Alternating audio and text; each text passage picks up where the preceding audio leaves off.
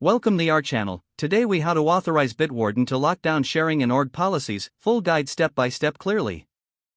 Start by logging into your Bitwarden account on the official website. Once logged in, navigate to the Organizations tab in the side menu. If you don't have an organization set up, create one by clicking on the Create Organization button. Fill in the required details for your new organization and click Save. Select the organization you wish to configure from the list. In the Organization settings, go to the Sharing section. Here, you can manage how items are shared within the organization. To restrict sharing, adjust the sharing permissions for each collection. Click on the Collections tab to view your current collections. You can create a new collection by clicking Add Collection and filling in the necessary information.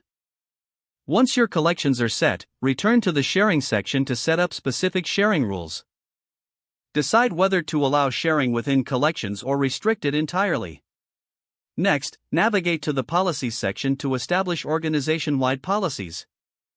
Here, you can set policies related to access and security requirements. Adjust settings such as password complexity and password expiry according to your needs. To implement these policies, make sure to toggle them on. Save all changes to apply the updated sharing and policy settings. Lastly, communicate these new policies to your organization's members for smooth implementation. If the page does not load, refresh the browser or try again in a private or incognito window. Make sure you are using the correct email address, then retype it carefully to avoid small typos. If your password is not accepted, use the reset option and create a new strong password you can remember.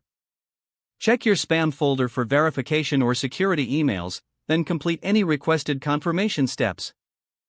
Enable two-factor authentication if available to improve account security and reduce unauthorized access risk.